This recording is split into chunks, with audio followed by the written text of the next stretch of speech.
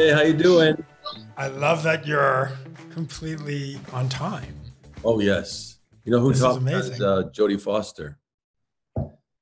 Hmm? What was that? You know who taught me that is Jodie Foster. Oh yeah, what'd she tell you? What'd she teach you? I guess that people have done studies on time, and people who are late are rarely successful. Okay, I like it. Are genuine are usually successful, I have to say. But then people who are early are very. They've got it made. So Jodie Foster's like 15, 20 minutes early to every meeting. So it's like, oh, okay, I'm gonna take this. If she You is know what? I remember it was Bradley Cooper came to a red carpet and he was super early. And I said to him, I said, "What are you doing? You're the star." I forget what movie it was. I'm like, "You're the star of the movie. What are you doing here so early?"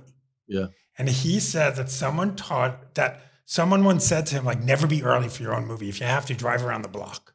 Yeah. And he said, what's my excuse to be late? It's my movie. Yeah, no, I I agree. have to be there on time. There's something great about being early. You get to prepare yourself. But anyway, I mean, nobody's more successful than Jody, so You must be doing something right. exactly. How are you, sir? Okay, how you holding up? Holding up, living the That's dream a long, inside the apartment. it's a You long know, time now. Where do you live? Miracle Mile, like right behind Oh, Lockmont. okay. Yeah. You're in LA too, yeah? Yeah, yeah. I live in New York, LA, but I've been here for a while. But yeah, it's a long haul, man. It's just been bizarre. It's like some days I wake up, I'm like, okay, this is the new normal. And then I'm like, this cannot be the new normal. You know, I don't know what day it is half the time. People say, no, it's Thursday. No, I know it's Friday. It's what? It's Wednesday. It's very true. It's very true. People say, oh, what's the weather like outside? I'm like, I haven't been out in a few days. Had no reason to go outside. So, how are you staying sane during quarantine? What do you do? Um, I've been writing a lot. I wrote my memoir, You uh, did. which was like crazy. That was really, really, I mean, it changed me actually. So I'm really happy I did it. I don't know what I'll do with it, but I'm really happy I wrote it because I needed to write it. Mm. And then that just was just like doing research, and you know how it is with life. You're always searching for the truth somewhere, right? Yeah. So I had to do a little bit of that, which was phenomenal. And I got to spend time with my kids, which has been really spectacular because a lot of times in life, we have a bunch of excuses and places to go. And Yeah. how much time do you really spend with people? How intimate are you really? How Mm. much connection do you get? They say they also, I'm crazy about these studies of people and relationships and, quality time. And they say that people spend like 2, 3 minutes a day really, really talking to each other. And the 2 to 3 minutes. That's it. that's it. And the rest of the time is kind of distraction. Be interesting if that study changes during pandemic. Well, that's what, well, as we're seeing, there's quite a lot of breakups and divorce going on. I think it's really hard for people to be in proximity for a long period of time. And, but anyway, with my kids, I got to do something really interesting with them, which was to, find out who they are and to really Mm. listen and to be present. Things that have kind of escaped me in the past. And I was like, you know what? I'm going to use this opportunity to really talk to them, Wow. find out who they are. And I actually wrote an article for Vanity Fair about it. And I've been, kind of finding out what's going on with them. Because again, if you think back on your own life and your parents, and they really didn't know you when you were kids, and Yeah. they didn't want to know. I don't know, but I felt like I really wanted to have that time with them because we may never have this again. Right. That Hopefully we don't. we hope, yeah. So, what did you learn about yourself writing a memoir? That's pretty Well, intense to do during quarantine, no less. but what a great time to do it. Like, yeah, yeah. Man, I mean, I learned so much shit about everybody and everything. Things that, again, had sort of, I've, swept under the carpet or really didn't know or talk to people. It's interesting. You go back and interview people and really ask them questions. People really do want to talk. So, I just started from, probably 4 years old to 23. That's kind of where the book is. And I think everybody should do it, by the way. I think everybody should write the story of their life, and put it down on paper, because it just helps you connect, and to write, just writing in itself. I have such respect for writers. And so I really, it was the hardest thing I ever did, but also the most exhilarating thing. So let's talk about Hollywood. Dreamland. I want to go to Dreamland. You get in the car with them. Could you have imagined when you were starting out in the business that there would be a TV show like this that would ever be greenlit? My orientation is probably different than most. I grew up in the 60s. I grew up in Waterbury, Connecticut with my grandmother, and also in Greenwich Village with my dad. Yep. So, I think that my orientation is just different. So for me, I actually did see this coming. I did see it happening. I think that we're kind of behind the times, really, in a way. So I'm thrilled to be a part of this whole experience, because it really gives you kind of it sets the table for the future, hopefully. You know what I mean? That there will be equality one day. That's what we're all hoping for. That's what I'm hoping. And so, I'm really happy that it was made, and a lot of people saw it and really just were blown away by it. And there's more to come. Ernie. Yeah. When you read the part, what did you think? What are his motivations? What do you like about him? Well, when you get that call from Ryan, it's usually, when that happens, it's always the happiest day of your life, because something great is coming. I'm writing you a part. That's what you get. And you're like, oh my God, are you kidding me? This is a dream come true. The most prolific producer in Hollywood to say, I'm writing you a part.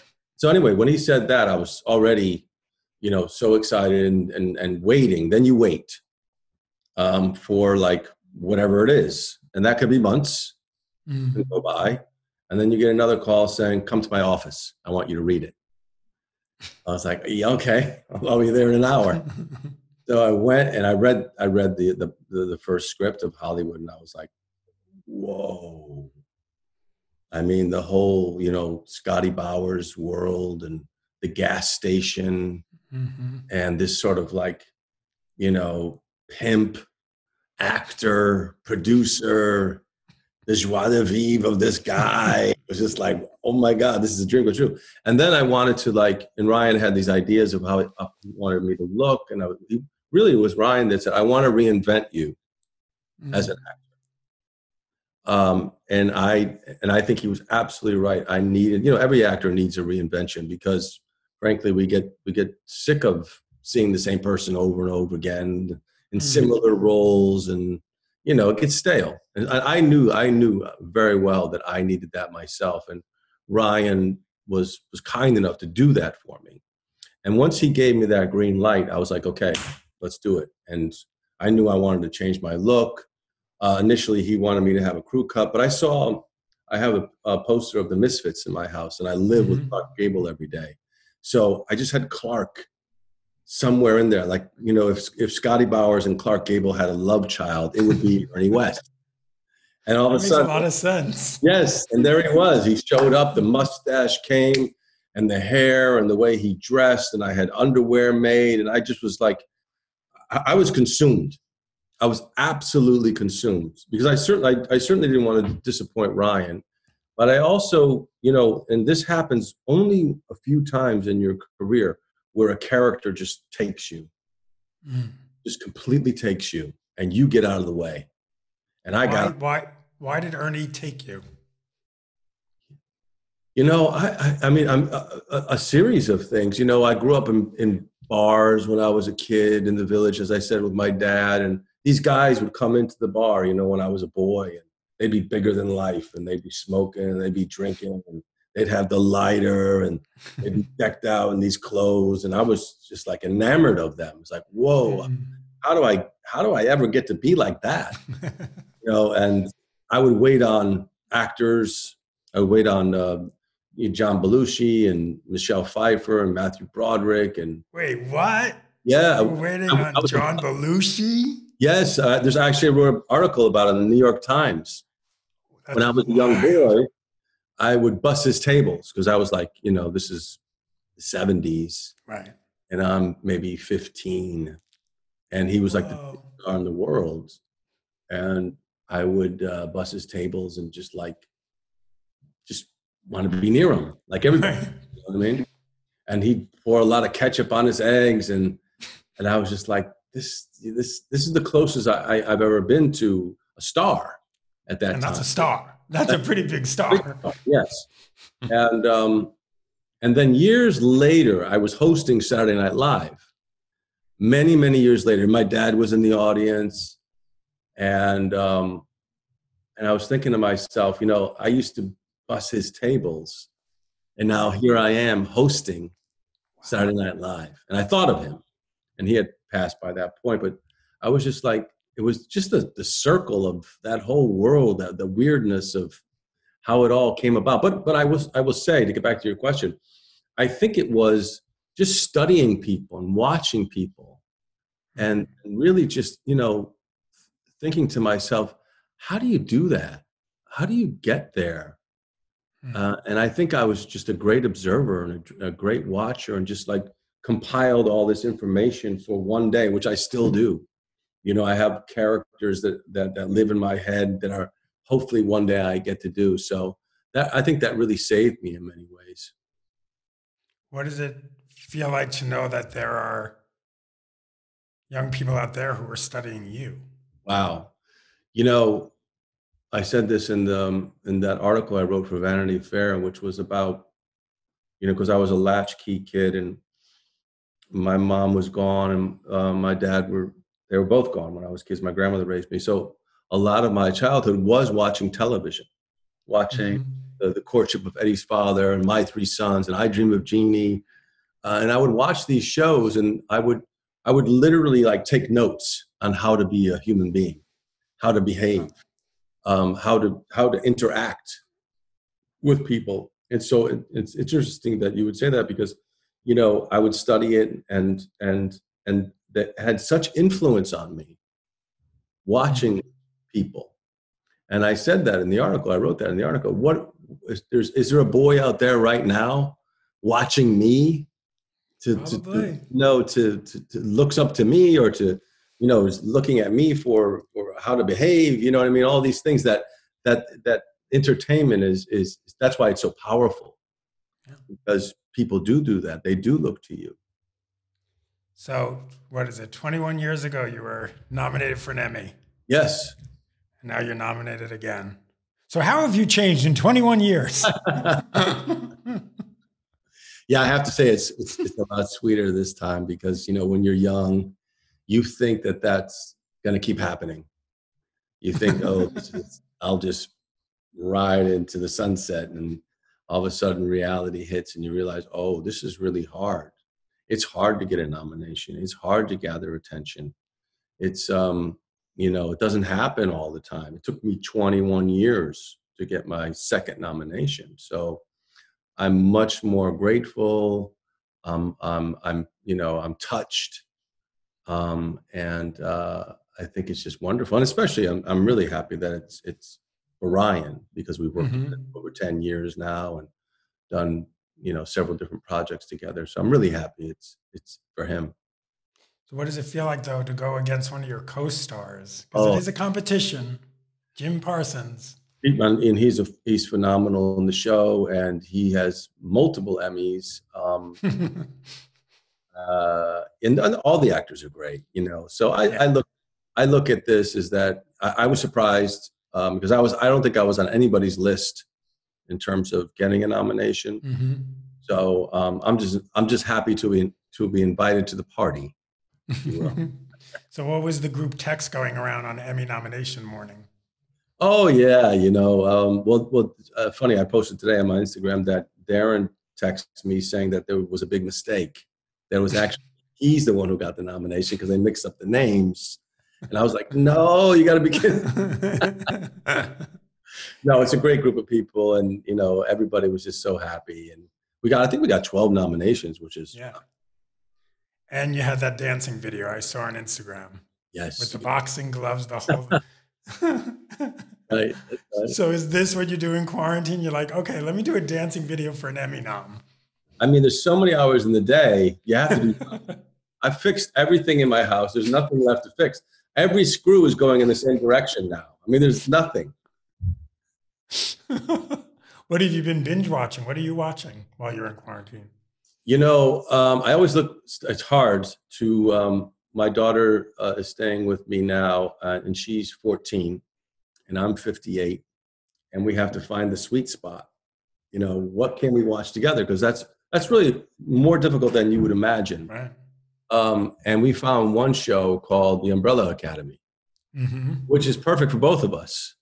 Like I enjoy it, she enjoys it, and we watch it together, and we've been having fun because I really like to watch stuff with her. Just not because I don't want her in her room watching something and me watching something. So I really try to find stuff that we can kind of have a shared experience. Tell me about the first audition you ever went on. Oh, wow. First audition. I'm trying to remember.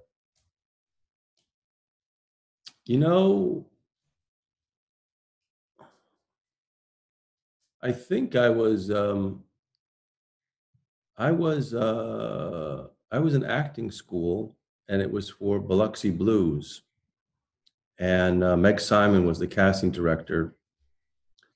And I guess they were going to get a new cast, and she called me up and said, Eve Ensler is my stepmom, so she had a connection to Meg Simon. And so, I mean, I'm young at this point. I'm really young. And it was a big deal. In Broadway, it's Neil Simon, Gene Sachs, mm-hmm. Matthew Broderick, who I waited on. And you know what I mean? It's like, again, full circle. And they called me back like 7 times. And I mean, guys were like puking in the waiting room. Everyone was so nervous. And I got the part. Wow. I got the part. I couldn't believe it. I had 3 auditions and I was on Broadway. I mean, I had 3 rehearsals and I was on Broadway. I barely knew the lines. I mean, you're talking about 3 rehearsals. 3 rehearsals? Why? Because they were replacing the other actors, and I had literally the stage manager, gave me the blocking. I learned the line, and all of a sudden, I'm there on Broadway for the first time in my life. And it's just like, I mean, mind-blowing. I can't even tell you, mind-blowing. And I did that play for over a year, and I played 2 parts, and it was a great learning experience to do that, 8 shows a week for over a year. How old are you? I'm like, 23. Wow. Yeah. That's pretty awesome. It was such a great training. Well, congratulations. I'll see you at the Emmys. See you at the Emmys. I can't wait to read your memoir. Okay. I can't wait to read yours too. Awesome, man. Thank you, Dylan. Thanks for having me. Take care.